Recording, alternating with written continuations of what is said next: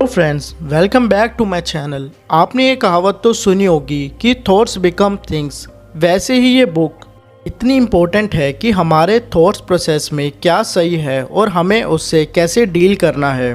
तो लोग कहते हैं कि I am go with the flow. उन्होंने एज अ मैन थिंकेट का ये क्योट नहीं सुना होता कि thoughts shape your life. Friends, जो लोग पैसा कमा चुके होते हैं उन्हें समझ आ जाता है कि हमारा सेल्फ कंट्रोल ही हमारी स्ट्रेंथ है। हम आज जो कुछ भी हैं अपने राइट डिसीजन और थॉट्स की वजह से हैं। जेम्स एलन इस प्रोसेस को कहते हैं self control is strength, right thoughts is mastery, calmness is power. इस बुक में बताया गया है कि जो भी आपके थॉट्स प्रोसेस में पल रहा है उसके साथ चीयर्स करना बहुत ज़रूरी है। So cheers your vision, cheers your idol, cheers the music that steers in your heart, the beauty that forms in your mind. Friends, आज मैं आपको इतने इंटरेस्टिंग वे में इंसान की थिंकिंग को बताऊंगा कि आपको आज खुद से प्यार हो जाएगा। ये बुक बताती है कि हम आज जो कुछ भी बनने जा रहे हैं उसमें सारा रोल सिर्फ हमारा ही था और आगे भी रहेगा। एज अ मैन थिंकेट बुक को सेल्फ इम्प्रूवमेंट के लिए जाना जाता है। ये जानते हैं फर्स्ट लेसन को, effect of thoughts on circumstances. Author कहते हैं हमारा माइंड एक गार्डन के जैसा है। जैसे गार्डन में बिना सीड डाले कुछ पेड़ पौधे अपने आप आ जाते हैं और बाद में हम उन्हें उखाड़ते हैं, बट माइंड के केस में अगर वो थॉट्स हैं जिन्हें आपने परमिशन नहीं दी है, या कहूँ कि जिन्हें विशफुल थिंकिंग कहा जाता है, और वो अभी भी आपकी अटेंशन लेते हैं, उनकी जगह न्यू सीड्स लगाएं। मतलब आप उसी तरह से डिज़ाइन करें जो आपकी लाइफ डिमांड कर रही है। क्योंकि थॉट्स कैसे लाएं ये तो आपके कंट्रोल में नहीं है, बट आपके हाथ में सेल्फ कंट्रोल है जिससे आप उन थॉट्स को अपनी लाइफ की डिमांड के अकॉर्डिंग डिज़ाइन कर सकते हैं। ये सब पेशेंस रख के होगा। इस प्रोसेस को कहते हैं प्योरिटी ऑफ थॉट्स। बट जब हम लोग गलती कर बैठते हैं, कभी कभी हमें लगता है हमारे माइंड में सब सही चल रहा है, से ऑथर इम्प्योरिटी ऑफ थॉट्स कहते हैं। फॉर एग्ज़ाम्पल, जब आप उन थॉट्स की रूट्स को कोई भी डायरेक्शन नहीं देते हैं या जो आपको सिर्फ उलझाए रखते हैं। सपोज़ आप एक एमएनसी में जॉब करते हैं और आपको लॉयर भी बनना है या सिंगर भी बनना है, पर आपने कभी भी उस चीज़ पे काम नहीं करा होता।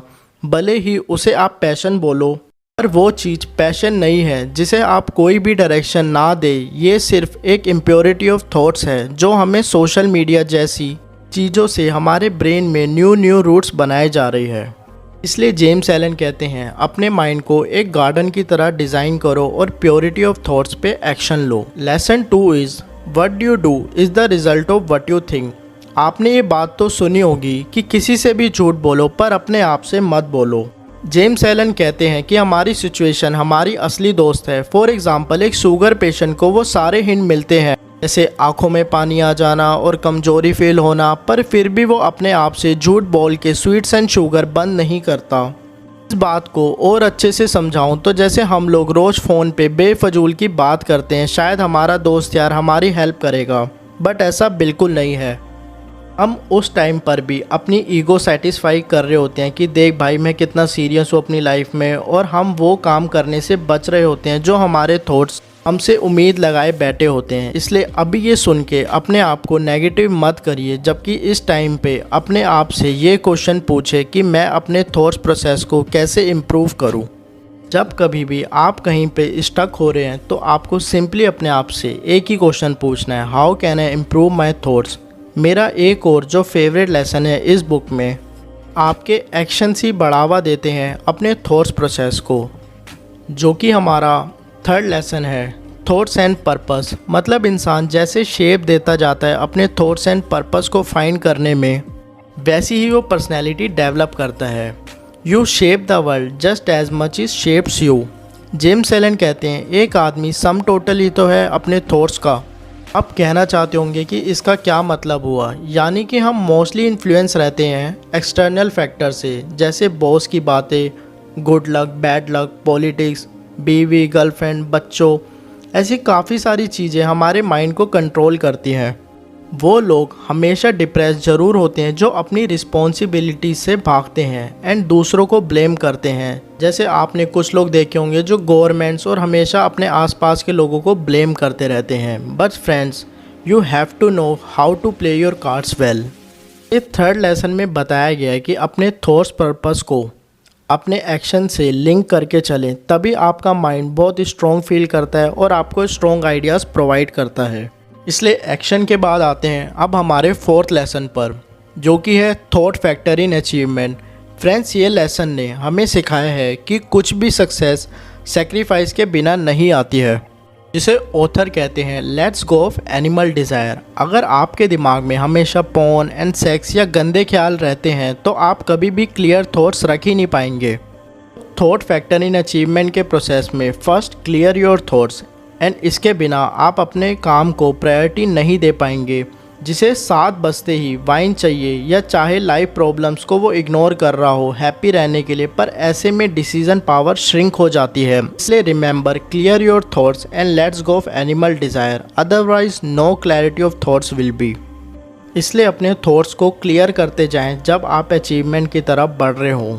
अचीवमेंट के बाद हमारा आता है फिफ्थ लेसन, जो कि है विज़न एंड आइडियल्स। आपने वो पिक ज़रूर देखी होगी जिसमें एक छोटा सा बच्चा कार शोरूम के बाहर खड़ा होकर फरारी को देखता है, जिसका लेसन कि सब कुछ स्टार्ट होता है बस एक सपना देखने से। जेम्स एलन कहते हैं कि ड्रीम्स देखना बहुत ज़रूरी है। जब आप कुछ सोचते हैं तभी आप कुछ बनते हैं। So as he thinks so he is, as he continues to think so he remains. इसके बाद हमारा सिक्स्थ लेसन आता है सेरेनिटी। फ्रेंड्स, जो लोग मेडिटेशन कर पाते हैं डेली, उनका माइंडसेट उन्हें फोकस रखता है। मैंने देखा है जब आप मेडिटेशन करते हो तो आपको आपकी डेडलाइंस पता होती हैं कि इस टाइम आपको ये काम ख़त्म करना है, या फिर आप रियल एटमॉस्फेयर में रह पाते हैं, जो कि आप ख्याली पुलाव तब नहीं बनाते। चीज़ों को सोचना और उस पर काम करने में सक्सेसफुल हो पाना, यही एज अ मैन थिंकर की कोर फिलॉसफी है। लोग कहते हैं कि पैशन ढूंढो, तभी आप बिना सोचे समझे वो काम कंसिस्टेंटली करते रहें, रियल रहते हैं, तब आप बहुत अच्छी मेडिटेशन कर रहे होते हैं। ऐसे लोग ज़्यादा अच्छा सोच पाते हैं। आपने देखा होगा कि कभी कभी किसी परेशान आदमी की प्रॉब्लम एक काम पर्सन, मतलब एक शांत दिमाग का आदमी, बहुत ईजी वे में उसकी प्रॉब्लम को सॉल्व कर देता है। मैं इस बुक की समरी को जेम्स एलन के इस थॉट से एंड करना चाहूँगा, जो एनर्जेटिक रीडर होता है वो रियलाइज़ कर पाता है अपने विज़न को, क्योंकि हम उस जगह पे पहुँच जाते हैं जिसे हम सीक्रेटली प्यार करते हैं। ज़रूरी नहीं 4 लोगों को बता के ही, अगर आप अपने आप को बताएं वो भी अच्छे तरीके से। सो अपने आप को थैंक्स बोलिए कि आपने इस वीडियो को एंड तक देखा, और मेरे ख्याल से आपको as a man thinker book को ज़रूर पढ़ना चाहिए, क्योंकि इसमें बहुत अच्छे क्योट्स हैं जो आपके माइंड को हेल्थी एंड इफ़ेक्टिव बनाते हैं।